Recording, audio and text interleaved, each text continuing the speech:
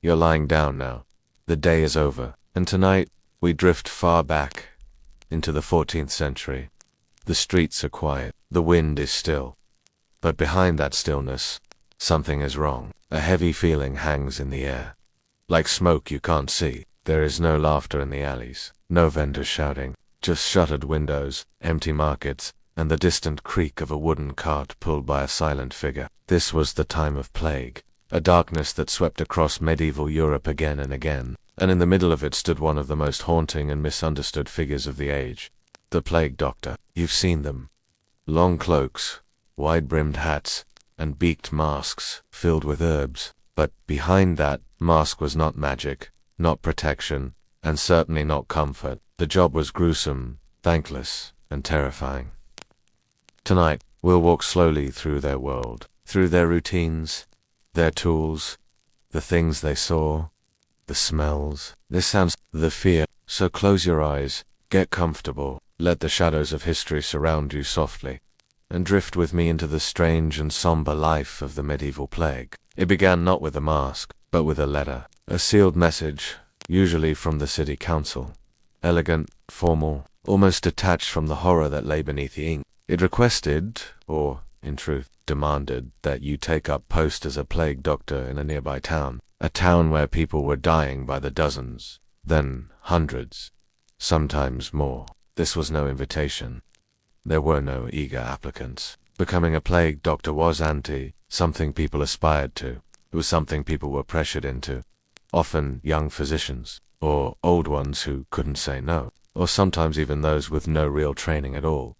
Just enough knowledge to know where not to stand. The letter promised payment, sometimes land, sometimes a generous sum, but always with a catch. You had to stay until the plague passed, and no one knew when, or even if, that would happen. Once you accepted, you were essentially under quarantine yourself. You'd live apart, travel alone, be marked, watched, feared, not quite a part of the community, but not entirely outside it either. Some accepted the role for money, and some, maybe out of a belief they could help. But whatever the reason, the moment the seal was broken, your fate began to change. You would be cloaked in black, veiled in stench, and surrounded by the groans of the dying. The cart was coming to collect you tomorrow. Tonight, you sleep, for the last time, in a normal bed. The first time you wear the outfit, it doesn't feel like armor. It feels like a costume. Too stiff, too hot. The smell of the waxed fabric clings to your skin. You can't help but feel absurd. But once the dying begin to scream, you'll stop laughing, and the mask will stop feeling funny. It starts with layers. You pull on a long, dark robe, coated in wax or suet to repel bad air. Over your hands go thick leather gloves. Your boots are heavy, awkward, and often patched with extra cloth or animal fat. The goal is simple.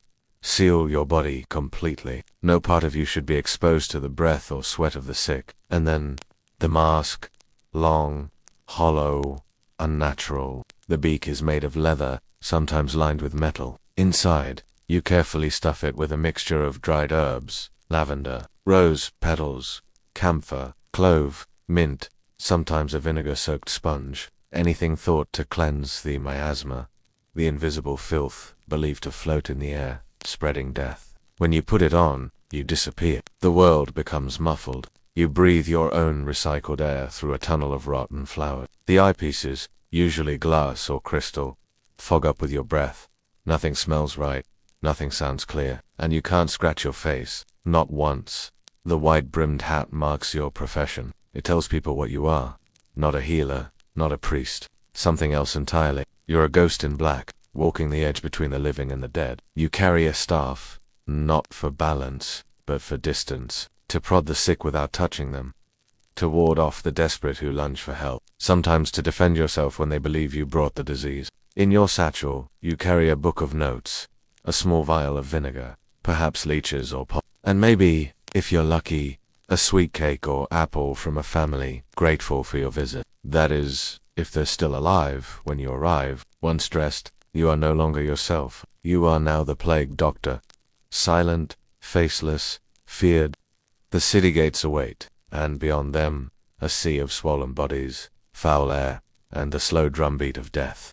You walk alone. The road into the village is unusually quiet. No one waits at the gates. No town crier shouts your name. No curious children peek out from windows. The shutters are closed. Doors are bolted from the inside. A strange hush blankets everything, as though the air itself is holding its breath. Your boots crunch softly over the dry dirt path as you approach your first assignment. The home of a family reported ill 2 days ago. You can smell it before you see it.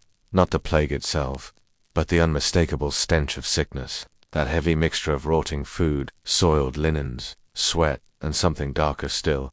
A sweetness that isn't sweet. A rot that's still warm. You pause outside the door. There is a chalk mark on the wood, a simple X to warn others away. In some cities, they used red paint. In others, black. But here, it's crude and pale. Probably marked by a neighbor too afraid to knock. You tap the door lightly with your staff. No answer. You tap again. Still nothing. And then, from within, a small creak. A footstep. A shadow shifts behind the window cloth. Slowly, the door unlocks. A man appears. Gaunt, glassy-eyed, skin slick with fever. He doesn't flinch at your appearance. By now, people have seen you're kind enough to know what you are. But that doesn't mean they trust you. You are the last resort. He speaks in a rasp. His wife is sick, he says. His daughter too. He's the only one left upright. Barely he begs you to come in, but you already know what you'll find. Inside, the house is dark and humid. A low fire smolders in the hearth, adding a layer of smoke to the choking air. In the corner lies the wife, her body curled under a blanket, shaking violently. Her skin is pale except for the angry black blotches along her neck and under her arms. You can smell the lymph swelling. The infamous buboes, even before you kneel to look. Beside her lies the child, perhaps 6 or 7 years old, her breathing shallow, her eyes barely open. A doll lies forgotten near her hand. You make your notes quickly. There is nothing you can truly offer them. No cure, no miracle. Your job is to document, to advise, and to help reduce the spread. You instruct the husband to separate himself, if he can. Burn the linens, boil the water. But, it's useless. It's already too late. Before you leave, he offers you something. A coin, a crust of bread, anything. You decline. There is no payment that can undo what's coming. You nod solemnly and step back into the light, the door closing behind you. As you walk away, you mark the house with charcoal, a darker, firmer X. This one is final. And somewhere behind you, the man begins to cry, but you cannot stop. You have 19 more homes to visit before dusk. Morning comes not with the rooster's crow, but with the distant tolling of the church bell. Slow, deliberate, like a heartbeat echoing through the fog. One chime for the hour, another for the departed. The bell rings all day now. There are too many names to speak, too many souls to honor. The bell tolls in their place. You rise from your small room, a modest chamber on the edge of town, kept separate by request of the council. It's sparse. A straw mattress, a stool, a basin of vinegar, water. You sleep in your underrobe, the rest of your gear hung nearby, always ready. There is no breakfast. You rinse your face with cold water and inspect your clothing for tears or weak seams. A single pinprick through the waxed linen could mean exposure. The gear isn't designed for ease. It's designed for containment. You begin your rounds by consulting the town's death ledger. They leave it at your doorstep, along with any new complaints, requests, or names scratched into wood or parchment by desperate hands. Sometimes it's clear, other times just a scroll. Sick at the mill house. 3, dead on South Lane. Child vomiting an alley. You mark the addresses, memorize the streets, and begin to walk. The streets aren't entirely empty. A few figures move in the distance. Quickly, cloaked women carrying bundles. Old men pulling carts of wood or water. But they avoid you. Everyone avoids you. Even the healthy turn away when they see your silhouette. You are not a man. You are a warning. Your rounds take you through the heart of the town, past boarded taverns and shuttered churches, past livestock left untended, bleating hungrily in open pens. In some places, straw is scattered on the roads to muffle the wheels of death carts. It doesn't help. You can still hear them creaking, rolling slowly down alleys, collecting the stiff, silent forms from doorways. At each home, you follow the same ritual. A tap with your staff, a pause. If someone answers, you assess the situation. Fever, lymph nodes, bleeding. Is it the bubonic form, pneumonic, or the worst of all, septicemic? The blood turned to poison, the skin darkened to purple. You take notes. Recommend isolation. Sometimes you administer a tonic, usually wine mixed with crushed herbs or opium. It won't help, not really. But it soothes, it gives hope, and sometimes that's all you can offer. If the patient is beyond help, you write their name in your ledger and report the body for removal. You mark the door. You comfort the living? Or you try to. But sometimes no one answers. You break the latch, enter slowly. Inside, the silence is thicker than the stench. You find them lying in corners, on floors, sometimes still warm, sometimes already stiff. You check for breath, for pulse, for movement. You say nothing. You mark your book. You step outside, and then you walk to the next house. The hours slip by in a haze of repeated gestures. Knock, enter, observe, record, mark, leave. By late afternoon your legs ache, your lungs burn inside the mask. The herbs have lost their scent. The beak smells now only of your own breath, stale and damp. You feel the weight of every soul you've seen, the heat of every fevered room still clinging to your clothes. Children sometimes watch from behind doors. Mothers weep softly through cracks in windows. But no one asks your name. You are not seen as a man anymore, only as a dark figure who visits just before the end. By dusk, you return to your room. You strip your clothes carefully, one layer at a time, avoiding contact with your skin. You wash your hands in vinegar, burn your gloves if they touched blood, scour your boots with lye. You do this every night, and still, part of you wonders, did you bring something back? You sit in silence. The bell tolls again, and tomorrow it will all begin again. At some point, it becomes a blur. The first time you watch someone die of plague, it leaves an imprint. Something scorched into your memory. The rattling breath. The eyes wide with terror. The skin mottled and soaked in sweat, stretched tight over bone. It's unforgettable. But eventually, you forget, or rather, you learn to forget, because you have to. Death comes fast, sometimes in hours, sometimes in a day or two. Some patients scream and convulse. Others go silently, too weak to move. Many lose control of their bodies in the final hours. They soil themselves. They hallucinate. They call for people who are already gone. They clutch your sleeve, your cloak, your mask, begging for help. You cannot offer it. You learn to nod, to speak in soft tones, to kneel beside them for a moment, to place a hand on their shoulder if your glove is clean, and then to stand and walk away, because there is always someone else. Another moan in the distance, another neighbor waving from a window, another bell from a watchman announcing another corpse, and you learn to do it without thinking too hard. You write their name. If they can still speak, you ask a few final questions. Birthplace, family, symptoms, date of onset, and then you close the ledger, nod once, and move on. The rituals of writing and walking keep your mind from breaking. But some faces stay with you. There was a boy once, 8 years old, curly hair, coughing blood. He smiled when he saw you, too sick to be afraid. He asked if the mask meant you were a bird. You told him yes, and that birds couldn't get sick. He died that night. His parents wrapped him in linen and left him by the door before sunrise. Or the old woman in the stone house near the cemetery. She refused to leave her bed, said the plague would not take her if she stayed beneath her crucifix. You found her, 2 days later, sitting up, still clutching her rosary. The crucifix had fallen to the floor. Her lips were blue. You stop counting after a while. If you don't, the numbers become unbearable.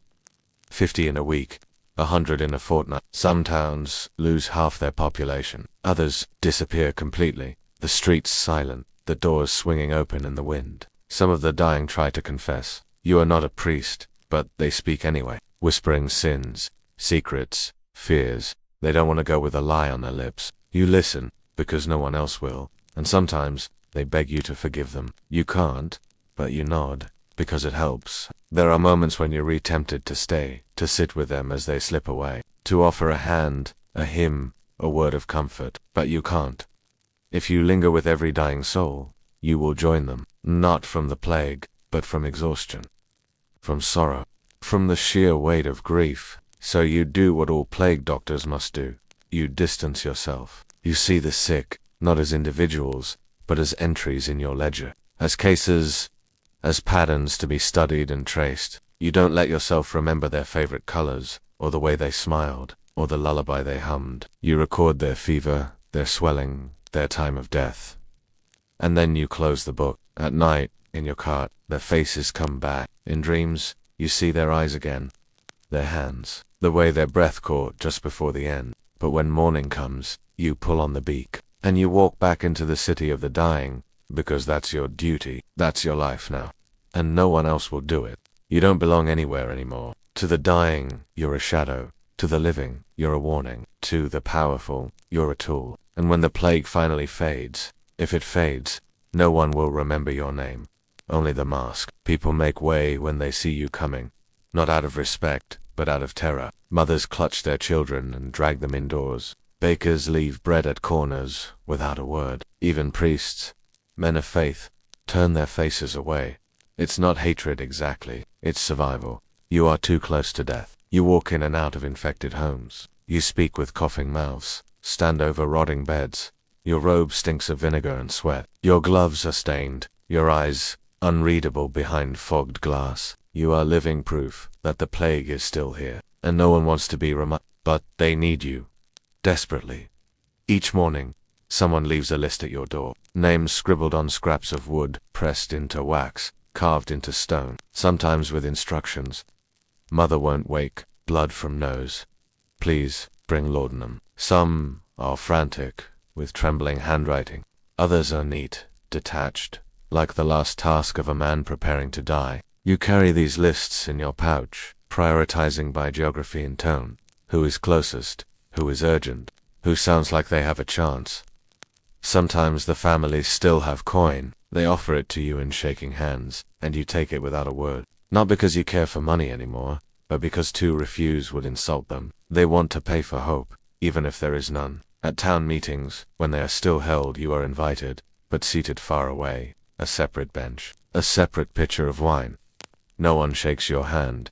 No one asks after your health. They just speak at you. We need better records. Should we burn the East Quarter? How many cases today? They don't ask if you're sleeping, if your gloves are holding up, if the child who coughed in your face yesterday had time to say goodbye. No.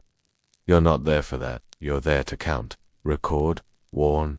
You are essential and utterly disposable. Sometimes, in quiet moments, you wonder if you've become part of the disease itself. A symptom, a stage. First comes the cough, then the fever, then the beaked man with the ledger. You try to remind yourself that you are human. You eat when you can. You write letters you never send. You carve small lines into your desk to mark the days. But time slips strangely here. The sun rises and sets and rises again. But the world doesn't move forward. And only even the children avoid you now. The ones who once asked questions, who laughed nervously at your mask, now flee at the sound of your boots. And yet, when their mother begins to moan, they come. Always. Crying. Barefoot. Trembling. Please come quickly. Please, doctor. She won't stop shaking. They lead you through alleys and cellars and narrow, winding streets, into homes so tight and filled with fear that you can barely breathe. And you go, always, because this is the curse of the plague, doctor. To be needed only in crisis. To be trusted only when it's too late. And to be forgotten the moment the fever breaks and the air clears. One day, the streets will be full again. The markets will buzz. The bells will ring for weddings, not death. The people will emerge from their homes with sun on their faces. And you will leave quietly, your mask packed away, your robes folded into a chest. They won't write songs about you. They won't raise statues. They may not even remember what your face looked like. But for now, they still fear you, and they still need you. There's a part of town you avoid if you can, not because it's dangerous. Everything is dangerous now. Not because of the rats or the filth or the sickness in the air, but because of what waits at the end of the lane. The pit, a wide open trench carved into the earth beyond the city's edge. Shallow at first, then deepened and widened again and again as the bodies piled up. This is no sacred burial ground, no stone markers, no mourning families, just clay, mud, lime, and the dead. In the early days, they tried to bury people properly. Coffins, candles, prayers. But it didn't last. Wood ran out. Priests fell ill. The graveyards overflowed. So now, the dead are laid side by side, nameless, faceless, layered like grain sacks in a cellar. You visit the pit, not out of ritual, but of necessity. Each morning, carts arrive with stiff, silent passengers, wrapped in bedsheets, burlap sacks, or nothing at all. Sometimes families deliver the bodies themselves, pulling makeshift sleds or dragging shrouded forms over the mud. They linger at the edge, say nothing, then vanish. You're not there to weep. You're there to record. Your leather ledger rests on a flat stone, open to a fresh page. You walk from body to body, trying to identify the ones who were documented in your rounds. A red-haired boy from Apple Row, a baker's wife from the West Quarter, the twins who lived above the fishmonger. You match names to faces when you can. When you can't, you write descriptions. Male, approximately 40, black beard, green tunic. It's not enough. It's never enough, but it's all that can be done. There's a man who works the pit. No one knows his name. Some call him the digger, others call him Bones. He never speaks, just digs, lowers the bodies in with careful hands. Sometimes sprinkles lime, sometimes mutters prayers when the priest is absent, which is almost always. His eyes are sunken, his clothes never change. You suspect he sleeps in the soil. The smell is beyond description. The beaked mask helps. Barely. Beneath the crushed herbs and vinegar, the rot creeps in. Sweet, sour, thick. The air hangs heavy with it, especially on warm days. Flies swarm in thick clouds. Rats run freely. Birds watch from rooftops, but never land too close. Once, you saw a mother throw herself into the pit after her child. She was pulled out, wailing, scratching. The memory lingers in the back of your mind. Her hair matted, her dress soaked in mud and death. The scream still echoes. Another time, a man tried to burn the pit, thinking fire would cleanse the plague. All it did was blacken the bodies and send a stench across the entire district. It took weeks to clear, and he died days later. Not from the flames, but from the fever. You don't pray at the pit. Not anymore. Your prayers feel hollow, like smoke drifting into a storm. Instead, you write, quietly, line by line, until the page is full. Sometimes, a child stands nearby, holding a token, a necklace, a ribbon, a carved toy. They ask you to place it with their loved one. You do, gently, tucking it under a hand or near the chest. You never ask their names. You don't want to remember their voices. When the trench fills, the digger covers it with soil, slowly, methodically, then begins digging the next one, just a few paces away. There are no markers, just the flattening of the ground, the slight rise where the earth still settles, the occasional bone that pushes through the dirt after a storm. You close your ledger and walk away.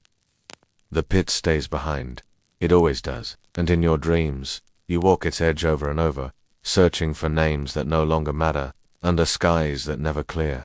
You were trained, or at least taught, to follow the science of your day. To look for patterns, for signs of imbalance in the humors, to understand the body as a system of fluids, organs, and airs. You studied anatomy, illness, and the learned texts of Galen Avicenna. You carried diagrams in your satchel, recipes for ointments, charts of symptoms. But the people you served, they didn't always believe in science. They believed in fate, in divine punishment, in curses, in evil spirits, in bad stars and angry saints, in the wrath of God falling like a black wind upon the wicked. And when they looked at you, dressed like death itself, silent, faceless, cold, they didn't see a physician. They saw a messenger, a warning, a sign that the end had come. You entered homes where every window was sealed shut and the walls were coated with ash. You saw crosses carved into the floorboards, saints nailed upside down on doors to confuse the devil. You were offered charms, pressed into your gloved hands, bones of birds, bundles of herbs. They called them protections. You called them superstition. But still, you kept them. Just in case. In nearly every home, a candle burned night and day. Not for light, but for the soul. They believed that when the candle went out, the spirit could not leave the body, that the darkness trapped the dying in their final breath. And when the flame flickered, everyone in the room froze, staring at it, willing it to burn just a little longer. Some homes were covered in strange symbols, painted in blood, wine, or ink, circles, runes, prayers in ancient scripts. You couldn't always tell who drew them, the patients, or the priests, or someone else entirely. In some cases, you found pages torn from holy books pasted to the walls, like wallpaper. In others, statues buried beneath the bed, half hidden under straw. They reached for anything, because reason had no answers. You remember one woman, old, blind in one eye, her voice no louder than a whisper. She'd survived the last plague, they said. She burned wormwood in every room, rubbed onion on her feet, slept with a dead snake tied around her wrist. She believed death was a spirit that entered through the souls, that garlic and iron nails in the chimney could stop it. She gave you a jar of ashes and begged you to scatter them on her roof after she passed. You did, not because it mattered to medicine, but because it mattered to her.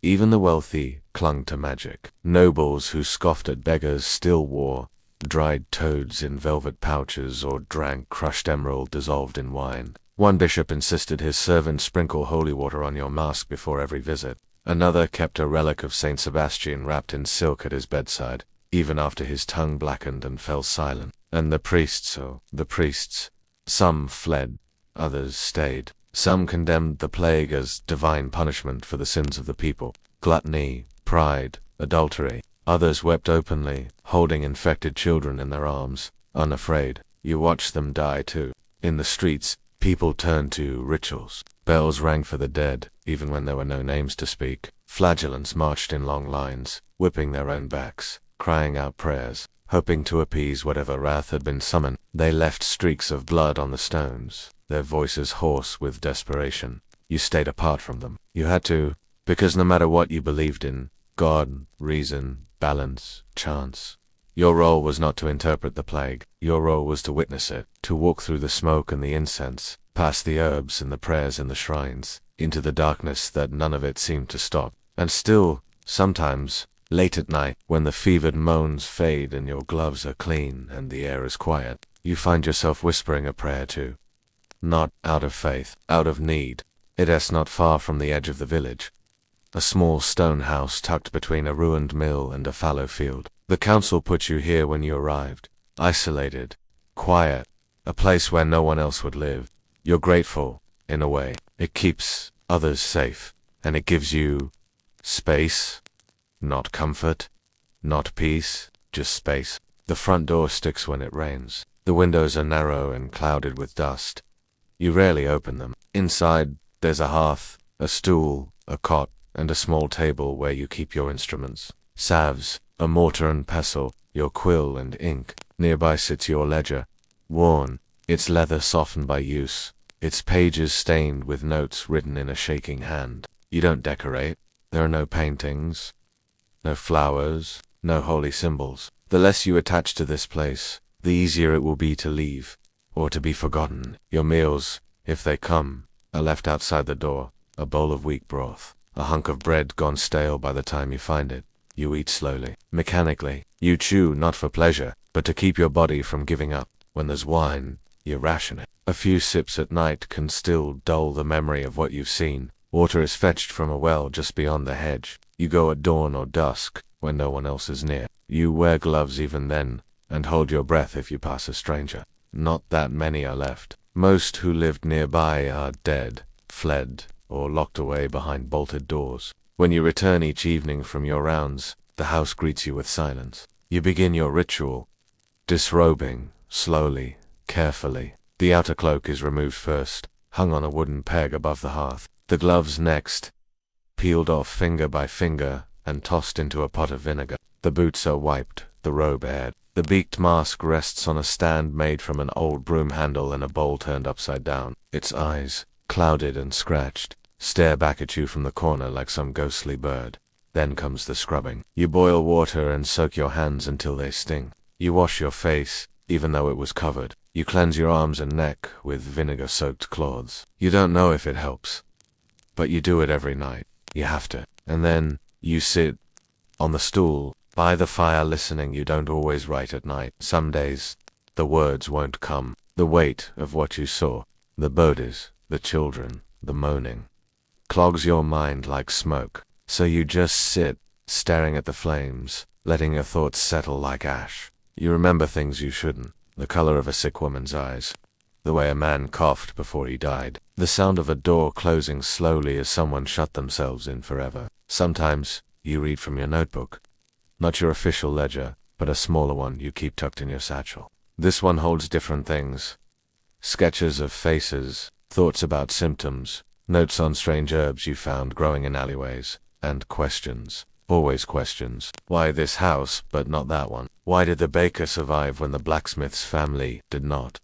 Why do some live? You don't have answers. But writing the questions helps. You rarely sleep well. The cot is narrow and hard. The straw shifts under your weight. Some nights, the wind howls through the cracks in the wall, and you lie awake counting the seconds between gusts. Other nights, the silence is worse, so thick it presses against your ears, like a weight. When you do sleep, the dreams come. Sometimes they're just memories. The pit, the screams, the prayers. Sometimes stranger, a masked version of yourself, walking endlessly through a city with no doors, only shadows. Sometimes nothing at all, just blackness. You wake cold, or sweating, or both. But morning always comes, and the routine begins again. You put on the robes, you tighten the mask, you lift your staff and step into the gray air, where the town waits in silence. And your house, your small, quiet house, disappears behind you like a ghost that never speaks.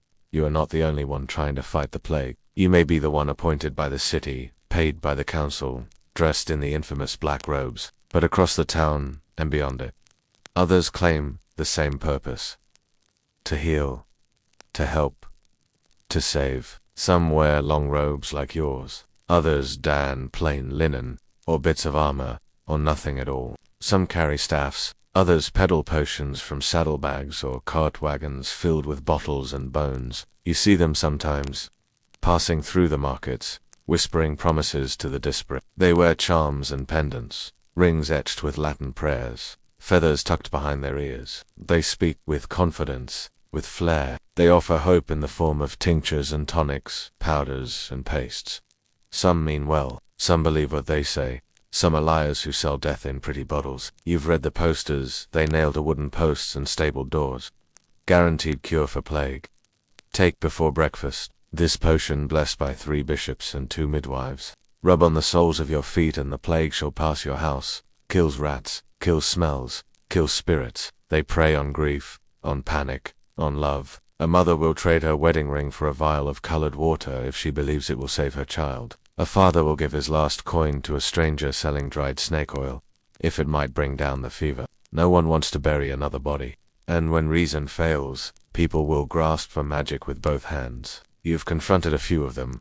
The more dangerous ones. Men boiling toads into broth, or telling the sick to rub raw meat on their A woman who claimed swallowing rose thorns could cleanse the blood. Another who sold ashes from the holy mountain that turned out to be fireplace soot. They rarely respond well to your presence. You represent authority, even if your robe is torn and your eyes hollow. Some shout, others vanish when you approach. A few have threatened you. One tried to bribe you. You declined. He vanished the next day. Still, not all the healers are frauds. There's a herbalist who lives near the river, old gray-haired, hunched at the shoulders. Her hut smells of basil and clay. She speaks little, but knows every root and leaf. She treats wounds, brews teas to ease coughing, wraps sores in damp moss, hums low songs in a forgotten tongue. The townspeople call her a witch, but her patients often last longer than yours. Then there are the apothecaries, the trained ones, with shelves lined in orderly rows. They deal in mercury, opium, camphor. They follow the books, weigh the powders, and write in tidy script, but they rarely leave their shops. They serve the rich, mostly. You're not one of them. And then there are the priests. Some still administer sacraments, anoint the dying, whisper last rites through doorways, never crossing the threshold. Some have grown bold in their fear, declaring the plague divine punishment, denouncing healers, even attacking those who claim to cure. A few have gone mad. You saw one naked in the square once, shouting about crows and angels. He collapsed hours later. No one moved his body until morning. Among all these voices, the peddlers, the preachers, the poisoners, your own is strangely quiet. You don't shout or sell. You carry no banners. You do not chant. You knock softly. You observe. You're right. Some admire that. Some hate it. They want drama, not honesty. They want the plague to be a story, not a fact. Something they can conquer with the right words, the right herbs, the right prayer. But you know better. The plague doesn't care for hope. It doesn't listen to promises. It moves through alleys and through walls, in breath and sweat and sorrow. It takes what it wants and leaves silence behind. And so, while others offer loud solutions, you offer only your quiet presence. your mask, your notes, your warning. In time, the peddlers will move on, the pretenders will vanish, the believers will bury their dead. But you will still be walking the streets, with heavy boots, and no miracles. You'd think the danger would come from the plague, and it does, of course. In every breath, every cough, every corpse you examine. But over time, you've come to realize that the disease is only one thread. People are another. It starts with suspicion, quiet at first, a glance, a muttered prayer when you pass, a child clinging to their mother's skirts as you approach. You understand, you look like death itself, robed in black, faceless, a figure born from nightmare. You resemble a scavenger bird, a shadow among the ruins of a once living town. But suspicion doesn't always stay quiet. One evening, after a long day in the poorer quarter, you return to your lodging to find the front of your door smeared with The smell clung for days. No one admitted to it. You said nothing. You just scrubbed and moved on. Another time, a rock was thrown, small, aimed poorly, but it struck your mask and cracked one of the glass lenses. You had to wear the beak with one eye fogged for 3 days before the glazer could replace it. When you asked who did it, the locals shrugged. But then came the threat. You were called a demon once, a servant of pestilence, a bringer of death. A man shouted it from his upstairs window as you passed. He blamed you for his wife's fever. He said she hadn't coughed until after you visited, that your mask was cursed, that you carried the sickness like a dog carries fleas. You didn't argue, you just kept walking. Another woman accused you of witchcraft. She screamed in the marketplace, said you were poisoning the wells, that your beak mask let out bad airs. Instead of keeping them out, some nodded, some crossed themselves. No one came to your defense. Fear is a strange thing. It twists reality. It rewrites cause and effect. It makes monsters out of those trying to help. There are places you don't go now. Streets where the door slams shut when you arrive. Neighborhoods where people pelt you with sour apples or spit from balconies. One district near the docks barred you entirely. The men there posted signs warning you not to enter. They claimed their part of town was clean, that your presence would invite death. You haven't been back. You still hear screams from there at night. Sometimes you hear the council muttering too. They question your results, your salary. They say you're too slow to report, that you linger too long with the poor and too little with the wealthy. One older man accused you of falsifying death counts. Another said you were spreading panic. They don't say it to your face, not yet, but you feel it in their cold stares when you submit your notes. Even some of the city guards keep their hands on their swords when you pass. You are surrounded by danger, but the most terrifying encounters are quiet, like the time you entered a home. The front door was wide open, the hall lined with candles. No one answered when you called out. You climbed the stairs slowly, expecting the worst. On the second floor, a man sat on a stool beside a body wrapped in linens. He held a knife in one hand and a jug of wine in the other. He asked if you were the doctor. You said yes. He said you were too late. You agreed. Then he said something strange, that it was your fault, that if you had come a day earlier, she might still be alive, that the council only sent you now to confirm her death, not prevent it. His eyes were hollow, wet, trembling with fury. He stood slowly, the knife still in his hand. For a long moment neither of you moved. You could feel your own heartbeat in your fingers. Your mask hid your fear, but you could taste it in your mouth, coppery and thick. Then, without a word, he sat back down. He placed the knife on the floor beside him. You wrote a few notes, checked for signs of plague, offered him the last of your medicinal wine. He didn't take it. You never saw him again. You've considered carrying a blade. Some plague doctors do. Others use their walking stick like a weapon when needed. But violence feels wrong. You're here to heal, to witness, not to fight. And yet, more and more, you find yourself looking over your shoulder, listening for footsteps behind you, sleeping with one eye open. Not because you fear the plague. You made peace with that long ago, no. You fear what people become in the plague. And you know, that fear is not misplaced. You don't remember the names anymore. At first you wrote them carefully in your logbook. Full names, ages, dates, symptoms, where they lived, and who they left behind. You recorded it all. It felt like honoring them. It felt like someone should remember, but the numbers grew. The names blurred. The stories became too heavy to carry. And so now, when the cart rolls by, your post and a body is heaved into the heap, you simply write, unknown, male, 40s, buboes, throat lesions, blackening of toes, Street St. Eustace. Added to trench, You close the book. Move on. The burial trenches lie beyond the edge of the city, where the wind blows unhindered and the soil is loose. At first, the burials were individual. Coffins, candles, prayers. Then, when the plague surged again, they dug communal graves. Deep, wide, packed tightly. No markers, no flowers. Just pits and lime and silence. You've walked the edge of those pits many times. You've watched teams of laborers haul the dead in carts, their faces wrapped in rags soaked with vinegar. Some mutter prayers under their breath, others work in silence, their movements robotic. The carts rattle in, one after the other, like a grim procession. No one weeps here, no one watches. The bodies arrive in all forms. Old and shrunken, young and bloated, some wrapped in sheets, some bound in ropes, others naked, abandoned in alleyways, or pulled from riverbanks. Rats sometimes flee from the bundles as they're unloaded. The smell is unbearable, even through your mask. You taste it in the back of your throat for hours afterward. Sometimes the trenches have filled, and they still keep bringing more. You've seen men vomit from the stench. You've seen others break down, digging with their hands when their shovels failed. You've watched one young assistant collapse beside the grave he was helping fill, feverish and coughing, already infected. They buried him there too.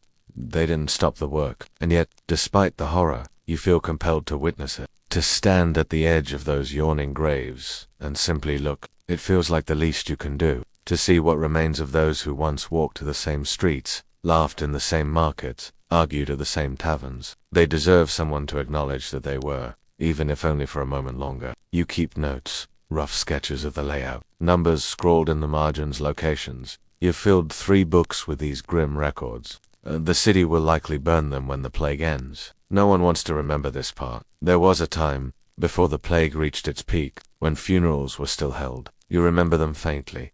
Families standing in small groups, priests chanting half-hearted prayers, the faint ringing of bells. That time is gone now. The dead die alone, and they are buried by strangers. Even the churches have stopped taking them. The cemeteries are full. The crypts, sealed. The churchyards turn to marsh from overuse. Grave water rising between the stones. And so, they send them here, to the fields, to you. You've seen things you can't speak of. A father trying to dig a grave with his bare hands, too late to save his daughter, but desperate to bury her himself. You tried to stop him. He spat at your mask and kept digging. A woman who refused to let go of her husband's corpse, clinging to it as if by force of will she could warm him back to life. They had to pry her fingers from his swollen hand. She screamed until her voice gave out. A boy, no older than 10, pulling a cart alone. His little brother's body inside, wrapped in a curtain. He asked you where the grave was. You walked beside him the rest of the way. You did not ask his name. And sometimes, at night, when the carts stop and the wind grows still, you return alone, to the trenches, to the fields of the forgotten. You light a small lantern. You stand in the hush of the dead, and you murmur a single word. Seen you say it aloud, gently. For every soul buried without ceremony, without record, without tears, you say it, over and over. It's not prayer, not magic, just recognition. It's not much, but it's more than most will receive. You are not a priest, not a mourner, not a family member, but you are the last one who sees it. The last witness to lives that vanished in silence. And you carry that weight in your bones, even as the city begs to forget. You live behind a wall of fabric, leather, and glass. A mask separates you from the world, literally and figuratively. The beak distorts your voice, muffles your breath. People don't look you in the eyes. They look at the long, pointed snout of your mask, a symbol of death, a walking omen, a shadow cast in the shape of a man. No one hugs you. No one kisses your cheek. No one shakes your hand. The only touches you receive are accidental. The brush of a dying patient's fingers, the tug of cloth as you help someone onto a stretcher, or the slip of a corpse as you steady it for examination. And even then, you wear gloves. You feel the world as if underwater, distant, dulled, cold. You've begun to forget what warmth feels like. At night, your lodging is a small room above a deserted bakery. The baker died in the first wave. The council granted you use of the place, since no one else wanted it. The shelves are empty. The ovens are cold. You sleep in the back room on a cot stuffed with old hay.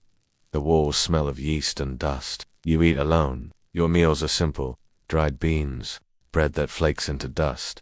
Occasionally some smoked fish or stewed cabbage. You don't taste much anymore. Maybe it's the herbs you chew to protect your lungs, or maybe it's the plague lingering in the air, dulling your senses without yet taking your life. Either way, food no longer brings joy. It is fuel, nothing more. You keep a candle lit in the corner, a habit, not for light, really. You know every crack in these walls by now, but for company, something to watch flicker while you sit with your thoughts. You stopped writing letters months ago. At first, you tried. You wrote to your sister in the countryside, described the city, the death tolls, your work. But after a while, you realized you were only sending sorrow, so you stopped. You doubt she'd want to read what you see anyway. You sometimes dream of her, or fields and birdsong and spring markets. In the dreams, your face is bare. You smell apples. You feel sunlight, but the dreams vanish with the dawn, and the mask goes on once again. There are others, of course, other plague doctors, in theory, but you rarely see them. You each have your own districts, your own routes, your own graves. And even when paths crossed, your conversations are brief and strained. Two masked figures, exchanging numbers and symptoms, standing apart like statues. It's hard to connect when your voices are muffled and your face is unreadable. You wonder if they feel the same silence you do.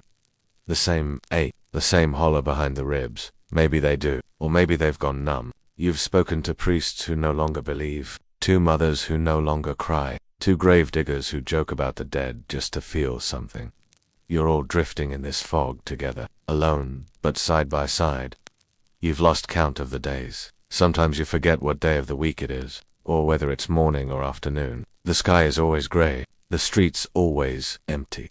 The bells don't ring anymore. Time moves differently here, like a long winter with no thaw. You once passed a house with music playing, a violin, thin and wobbly, but unmistakable.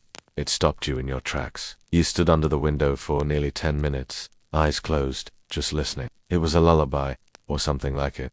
Something sweet, something aching. You never found out who was playing. The house was abandoned a week later. But you remember the tune. You hum it now, and then when you walk, your mask muffles the sound. Sometimes you try to imagine life after the plague. You picture crowds returning, markets bustling, children chasing dogs through alleyways, churches full again, laughter echoing down stone streets. But then you remember that many of those faces will not return. The city may rise, but it will rise changed, scarred, thinner, quieter, and you will still be here. You wonder if you will ever take the mask off again, not just physically, but in your mind. Will you ever speak plainly, laugh freely, sit in a crowded room without flinching? You're not sure. This plague has infected more than body. It infects memory.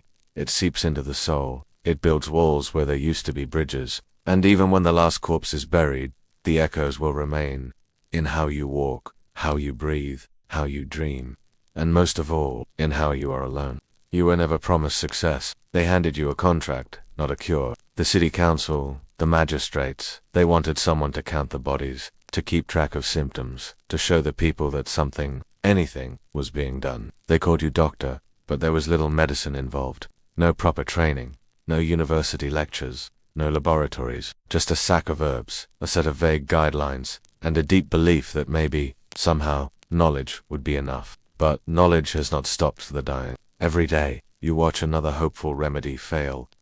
Vinegar-soaked cloths placed over the nose, incense burned in alleyways, tinctures made from garlic, onions, leeches, and crushed emerald, poultices of mustard, baths in rosewater, incantations whispered by midwives. None of it works. And still they ask you, can you save them? They see the mask, the long robe, the staff you carry, and they think it means protection, control, hope. But you know better. You've visited homes where entire families lie dead together. Mother, father, 3 children, all gone within days. No one even tried to flee. They knew it was over the moment the first cough started. UV stood in the corner of kitchens while widowers asked if there was anything left to try. Some new method, some secret tonic, something you've held back. You've had to look them in the eye, behind your mask, and tell them the truth. There's nothing left. Some beg you to bleed their loved ones, to let the bad humors out. You've done it. You've watched the fever rise anyway, the blood drying black on the linen beneath them. Others ask for charms, prayers, tokens of protection. Some want their homes marked with ash crosses. Some insist on burning herbs under the floorboards. You let them. Because sometimes belief is all that's left. It's not science, but it's something to hold. And yet, it weighs on you. The helplessness, the daily performance of care in a world that no longer responds to it. You come with your bag, your mask, your grave eyes. And in truth, all you offer is presence, witnessed, a strange comfort born from the mere fact that someone is still trying. You often ask yourself, what am I even doing here? Are you truly helping? Or are you just collecting data for a city that wants to forget? In the evenings, when you finally sit down and peel the gloves from your hands, you examine your fingers, dry, cracked, permanently stained from ink and herbs. You stare at your palms and wonder how many of the dying you've touched today. How many you tried to help. How many died anyway. Sometimes it feels like you're just documenting failure. You keep meticulous notes. Every case recorded in your little books. Symptoms, progression, time of death. You try to find patterns. You compare them. You draft theories. For a while, you thought maybe it came from spoiled water, then perhaps fleas, then bad air, then something in the grain.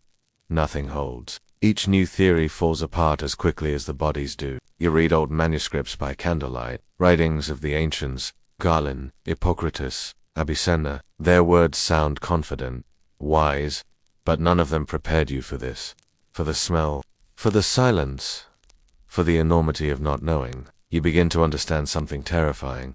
Knowledge can only reach so far before it breaks. You've broken it. One evening a merchant's wife stopped you in the street. Her husband had passed that morning, and she had laid his body out for collection. She stood there, eyes swollen, hands clasped, and asked you one simple thing. Did he suffer? You paused. You thought of the man's blackened limbs, his breath rattling like loose stones, the way he had clawed at his own skin in fevered madness, and you said, no. He went peacefully. It was a lie, but a merciful one. Maybe that is what you're truly here for.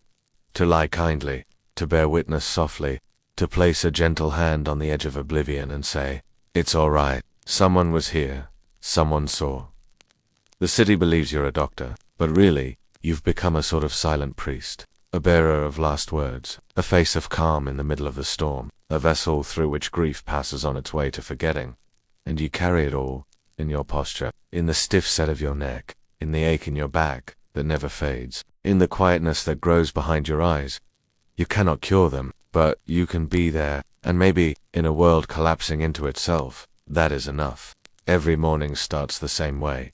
You wake before the sun. The candle you left burning has melted halfway down. Its wax has dripped onto the wooden stool beside your cot, hardened like a pale tear. You swing your legs off the straw mattress, stretch your back until it cracks, and pull the stiff leather robe over your shoulders. It smells of mildew and sweat and crushed time. You barely notice anymore.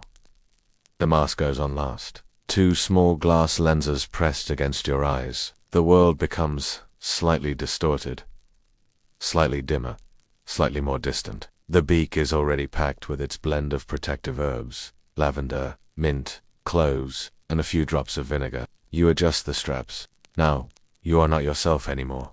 You are the plague doctor. Your first stop is always the same street, the cobbled one near the tannery where the rats are worse and the air always smells faintly of spoiled meat. It's quiet this morning, quieter than yesterday. Fewer moans from behind closed shutters. Fewer shouts of panic or grief. You make a note of that. Maybe they've stopped calling, or maybe there's no one left to call. You tap your staff gently on the ground as you walk. Not for support, but to announce your presence. It's tradition now, part of the routine. The sound echoes down empty alleys. Dogs scatter at the noise. Cats remain, watching from windowsills with tired yellow eyes. You visit each assigned home. At the first, the door creaks open with a slow groan. Inside, a young boy lies in a bundle of blankets. His sister sits nearby, cradling a bowl of broth in shaking hands. The child's skin is flushed. He coughs once, then again, a dried, tearing sound. You listen.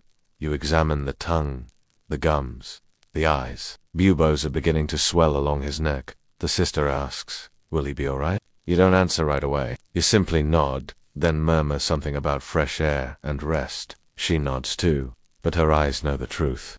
You mark the house with chalk on the outer door, a small P to denote suspicion of plague. You move on. At the next house, no one answers. You try the door, unlocked. Inside, the air is still. You find a woman curled in a chair by the fireplace. Her hands are folded in her lap. Her head rests against the wall at an unnatural angle. Her lips are blue. Her eyes are open. She has been dead for some time. You check for others. A man upstairs, already cold. A child in the corner, tiny body covered with a woolen shawl, as if someone tried to keep her warm. You step outside and signal the body cart with your stuff. A few minutes later, the wagon rumbles down the lane. Two men in tattered cloaks and scarves over their mouths. They nod to you. You nod back. The corpses are carried out gently. One of the cartmen coughs. You pretend not to notice. You continue on. House after house, scene after scene. Always the same motions. Knock, listen, enter, examine, record. Sometimes you smell the death before you reach the door. Other times it creeps up on you, slow and quiet. You grow more mechanical with each visit. There's no time to grieve, no energy to feel. It becomes a rhythm, a series of practiced gestures, a ritual of despair. Around midday, you pause for water and a stale bit of bread. You sit on the stone steps of an old chapel, its bell tower long silent. You remove your gloves and flex your aching fingers. You chew slowly, staring out at the street where nothing moves. A dog trots by, ribs visible beneath its fur. It doesn't even glance at you. You look down at your ledger. 7 suspected cases today. 4 confirmed deaths. 3 more houses to visit. You close the book and put your gloves back on. In the afternoon, you recall to a wealthy home, one of the few still paying for private visits. Her face is pale. She leads you up marble stairs into a room filled with lavender and gold curtains. The merchant lies on a feather mattress, his eyes sunken and glazed. He has the same sores, the same fevered breath, as the beggar woman you saw last week.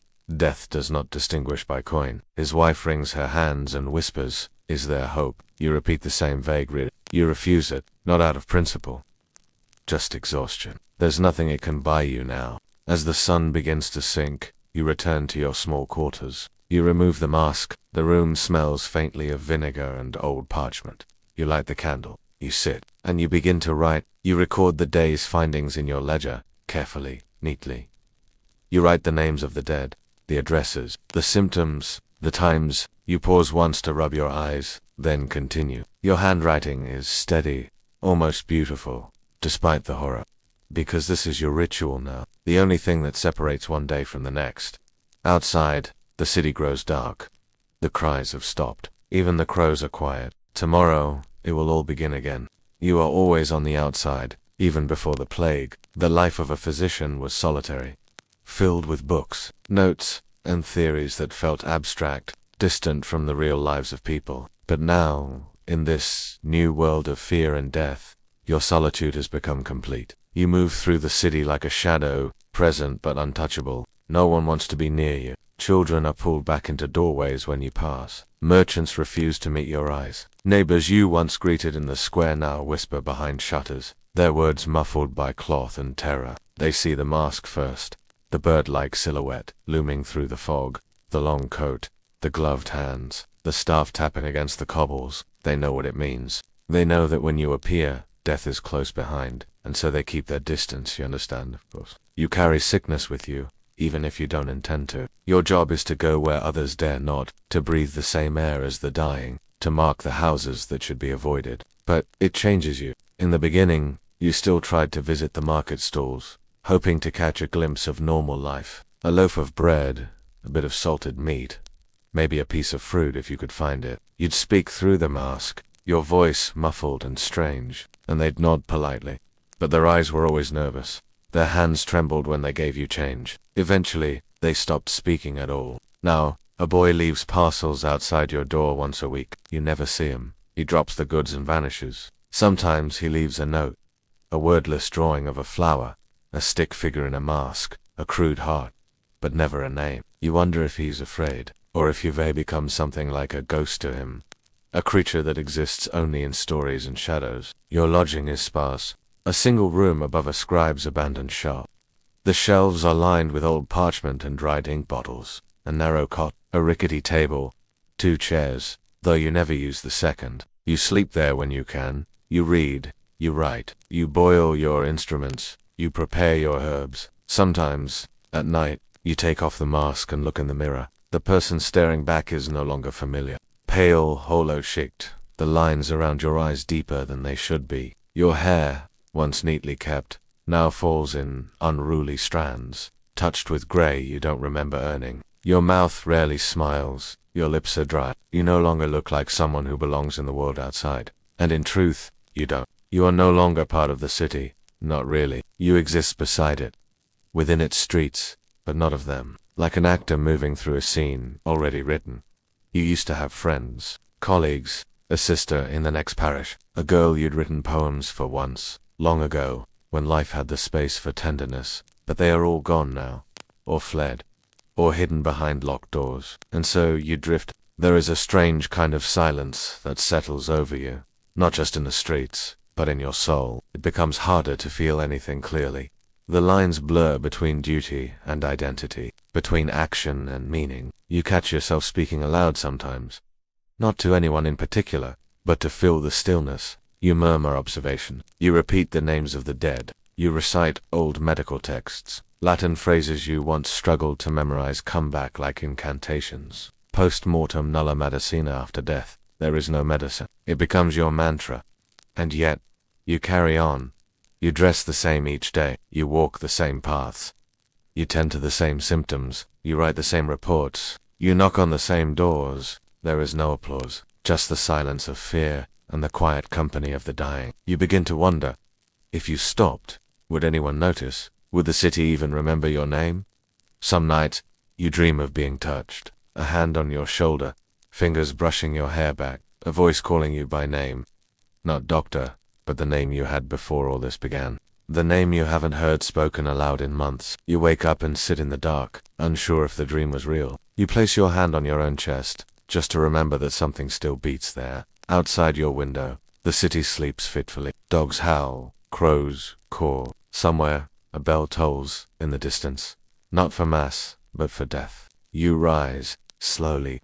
Wash your face with cold water. Light a new candle. The mask waits on its hook, mouth gaping open like it wants to speak. You take a deep breath, slide it over your face, and step back into the silence. You were taught that knowledge is power. You've studied for years. Latin, Greek, the works of Galen and Hippocrates, the four humors, blood, phlegm, yellow bile, black bile. You memorized them like sacred scripture. You learned how to diagnose illness by urine, by pulse, by the complexion of the skin. You practiced phlebotomy, applied poultices, prepared syrups and tonics. In university, you felt certainty. You walked hallways where men debated the mysteries of the body and soul. You sat in candlelit rooms filled with scrolls, and you believed, truly believed, that you would one day understand how the body fails, and more importantly, how to stop it. But now you walk the streets, and all of that feels like a cruel joke. What good are the books now? No one can tell you where the plague came from. Not truly. Some say it came from the east, on the backs of traders and rats. Others whisper it's divine punishment, a cleansing fire sent to burn away sin. The priests weep. The nobles flee. The healers like you are left behind, clutching our little vials of vinegar and rue like they mean something. You tell people to air out their homes. You prescribe theriac, a bitter mix of honey and opium, meant to balance the humors. You advise bloodletting though you doubt it helps. You bury child after child. And still, the books are silent. Each day chips away at your faith in reason. You remember once, long ago, a professor asked your class, "What is the greatest danger to a physician?" The others said, "Pride, arrogance, misdiagnosis." But the professor said softly, "Helplessness." Now you understand. It isn't the blood or the sores or the stench. It isn't the death. It's the knowing. Knowing just enough to see what's happening, but not enough to stop it. Knowing how much you don't know. Knowing the people who look at you with pleading eyes will likely die anyway, no matter what you say or do. And worst of all, knowing they still believe in you. A mother places her feverish son in your arms. She says, "Please, doctor, you must help him." You feel his pulse fluttering under skin that burns to the touch. His eyes roll back, pupils shivering like leaves in the wind. You tell her to keep him cool, to boil water, to hang damp cloths. She nods furiously, clinging to each word like a drowning woman to driftwood. But, in your heart, You know he won't live through the night. Still, you pretend. You always pretend. You begin to loathe the mask, not because it smells so it does perpetually of rotten vinegar, but because of what it allows. It hides your expression. It conceals your doubt. It turns you into a figure of authority, even as you feel yourself shrinking inside it. Sometimes, you want to rip it off in front of them and scream, I don't know how to stop this, but you don't. Instead, you walk calmly. You scribble in your notes. You nod gravely and say things like, we must drain the bubo or the imbalance is severe. And they believe you, because what else can they do? At night, in your room, you open the ancient texts again. You stare at the diagrams of organs, at the charts of celestial influences. Mars in retrograde, Saturn ruling the dry humors. You reread passages about miasmas and bad air. You try to believe. You try to force the words to mean something, but the knowledge is paper-thin. You write your own notes in the margins now. Little observations, small, grim truths. Patient showed no signs of bubo, but died within 2 hours. Vinegar compress ineffective on third-stage lesions. Bloodletting in upper thigh. No change in fever. You are building your own book of the dead. Sometimes you think, maybe someday, someone will read your notes and learn something. Maybe this pain won't be entirely wasted. Maybe your helplessness will lay the foundation for someone else's understanding. But even that feels like a prayer whispered to a silent God. You remember the story of the old philosopher who burned his books at the end of his life. He said knowledge had betrayed him, that in the face of suffering, words turn to ash. You used to scoff at that. Now you understand it. Still, you write. Still, you return each morning. Still, you knock on doors. Still, you murmur Latin phrases you no longer fully believe. Because what else is there? You are a physician. Even if what you practice isn't healing, even if it's only witnessing, you write one more line before blowing out the candle for the night. The body dies quickly. The mind dies slowly. Then you lie down on your cot. You close your eyes. You dream of empty pages. The worst part isn't the screaming. It's when the screaming stops. You learn to recognize the signs. The way a household goes quiet. The shift in the air, like the very walls are holding their breath. You see it in the way the neighbors avoid looking at the door. You feel it in your chest before you even knock. There are days when you see 15, 20, even 30 death. You stop counting. You record their names, of course, as best you can. Unknown child, approximately 6 winters. Elderly woman, blind, lived with niece.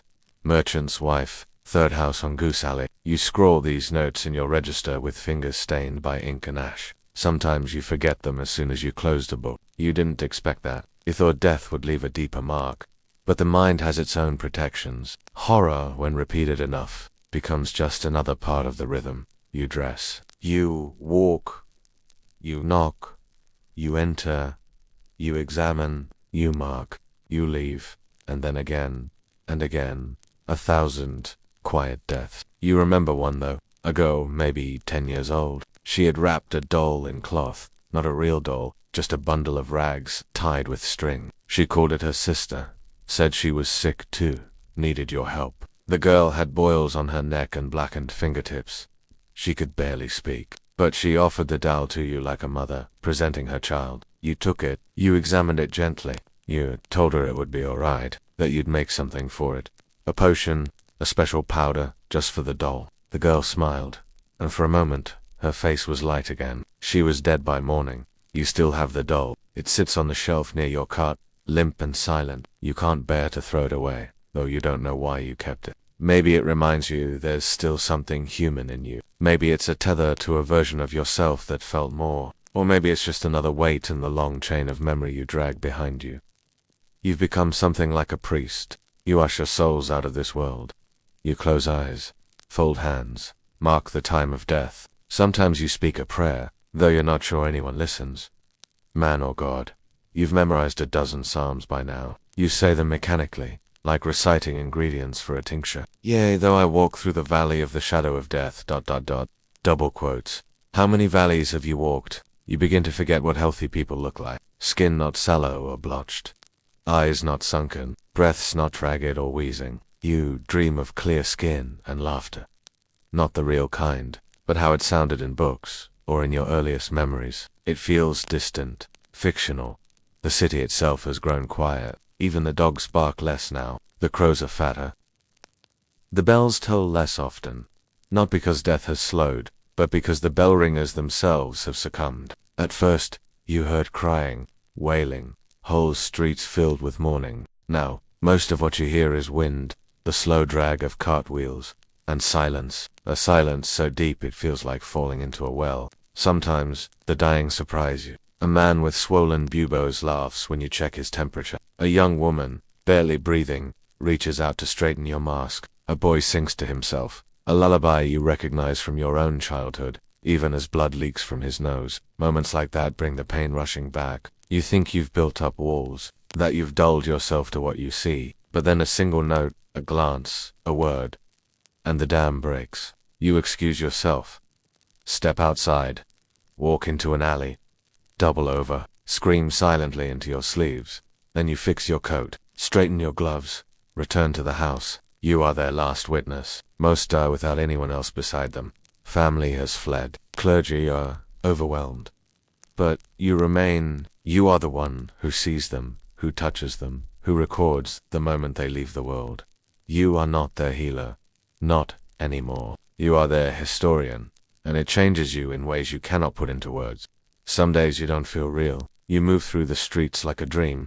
The cobblestones feel far away beneath your feet. The faces of the sick blur together. You look in the mirror and don't recognize what stares back.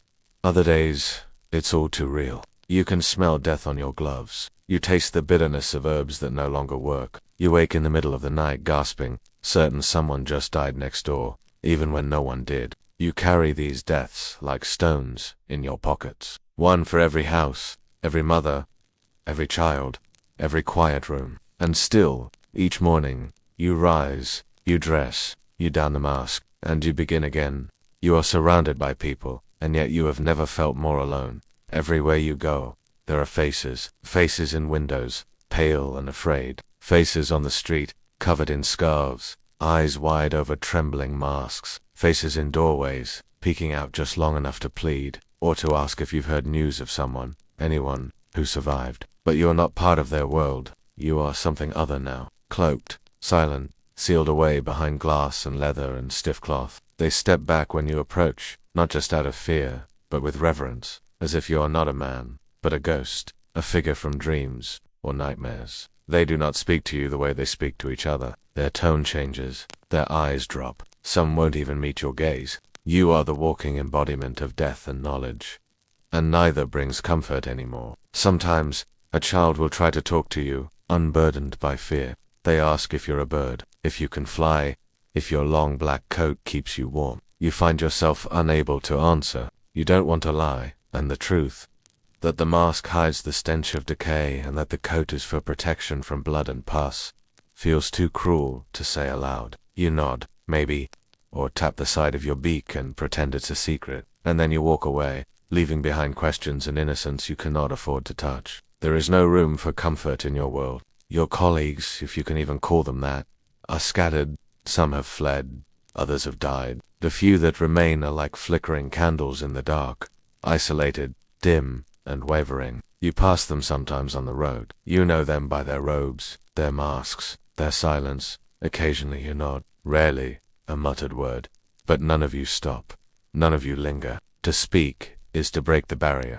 To acknowledge your own humanity is to invite despair. Even letters are no comfort. You try to write journal entries, notes to old teachers, perhaps even to family, though you haven't heard from them in weeks. The ink feels heavy. The words come slowly.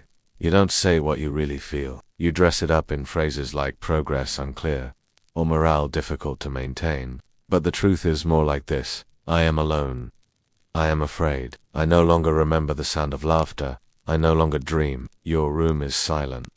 No music, no voices, no shared meals. Just the occasional creak of the floorboards, the scratch of your pen, the drip of melting wax. You've stopped lighting 2 candles.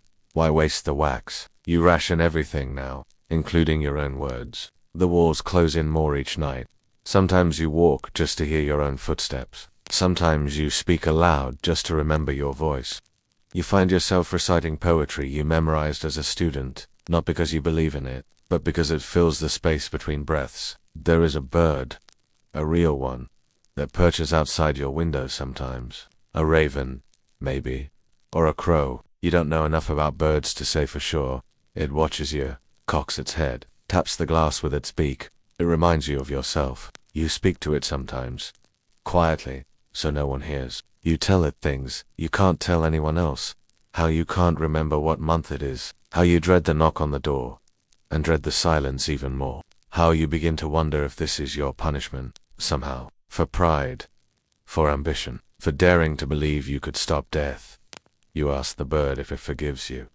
It only stares. You used to pray. Now your prayers are like echoes. Unanswered. Uncertain. You'll say them anyway. Not because you think someone hears, but because they give shape to the silence. You remember a psalm that used to comfort you. I will lift up mine eyes unto the hills, from whence cometh my help. But there is no help coming. Only more death, more knocking, more faces that will soon disappear. And still, you rise. Still, you dress. Still, you fill the mask with herbs, with vinegar, with faith. Still, you walk among the dying and the grieving. Still, you witness what no one else dares to see. Because if not you, then who? You wonder, sometimes, if this is what sainthood feels like. Not glory, not miracles, but isolation, burden, a silent pact with suffering. A promise that someone, somewhere, will bear witness and not look away. You think of the plague Saint Sebastian, pierced by arrows, rock, covered in sores. They are painted with halos, with divine light. But you wonder if they were lonely, too. You think they must have been. You rise from your chair. You close your journal. You put on your gloves, your mask, your cloak, and once again, you open the door. Not to salvation, but to service. You step into the street, alone, in a world full of people. One day your work will end. Not with triumph, not with celebration, but with stillness. There will come a morning when the streets are no longer silent, but stirring. When doors creak open again. When the markets begin to whisper with the clatter of carts and cautious footsteps. When laughter, tentative and brittle, dares to return to the corners of the city. The plague will not vanish. It will recede, like a tide pulling back, leaving behind wreckage, salt, and the bones of what used to be. And you will remove your mask for the last time. The straps will loosen, the beak will fall away. The weight of it, physical and invisible, will lift from your shoulders, and your face, pale, lined, older than it once was, will feel the sting of open air. It may be months before you stop reaching for it instinctively, before you can sit near another human without flinching, before your hands stop trembling. You will try to return to life. But what does that mean now? You were once a scholar, a student of medicine, a hopeful apprentice. You dreamt of cures, of accolades, perhaps of quiet study and a respected practice. But the plague reshaped everything. Your tools became talismans. Your learning became defense against panic. And your days became a slow march through grief. You might try to practice medicine still, though the people may not trust you. Some will see you as a savior, others as a symbol of death, a reminder of too many funerals. You may write your findings. You may publish account, but most will be shelved, forgotten, or misinterpreted in time. Because, truthfully, the world does not remember plague doctors as people. It remembers the mask, the long, curved beak, the dark robes, the cane, the glass eyes that reflected the flames of burning pyres. You will become an image, a silhouette on parchment, a curiosity in books, a character in stories told to children, sometimes revered, sometimes mocked, sometimes feared. They will not know your name. They will not know how many doors you knocked on, how many sick you tried to comfort, how many days you went without sleep, how many nights you wept behind your mask. They will not know the sound of your voice, or the silence you carried like a stone. You may be buried in a common grave, or perhaps alone, a forgotten corner, a simple cross. No inscription, no visitors, just the wind and the crows, and the slow rot of time. And yet, there will be those, centuries later, who wonder. They will look at your mask in a museum and ask, who wore this? What was it like? How did they endure? And in that wondering, a piece of you survives. A memory, however dim, a breath carried forward. They may romanticize your role. They may misunderstand your science. They may turn you into myth. But in some quiet way, they will know that someone stood in the darkest hour when others fled. That someone stayed behind when hope was thin and answers were few. And that someone was you. You didn't cure the plague. You didn't save the city, but you showed up every day. You've braved the rot, the sorrow, the loneliness, the screams, the smell, the silence, the cold, the rage. You carried your little satchel of herbs and tinctures and fear. You walked into rooms no one else would enter. You held the hands of the dying. You bore witness when no one else could. You tried, and sometimes, in history, that is the most that can be asked of anyone. So, sleep now, plague. Your mask rests on a shelf. Your robes hang moth-eaten, and still, the city breathes again. The bells toll once more, and though your name may be lost, your footsteps echo in every quiet act of courage that follows.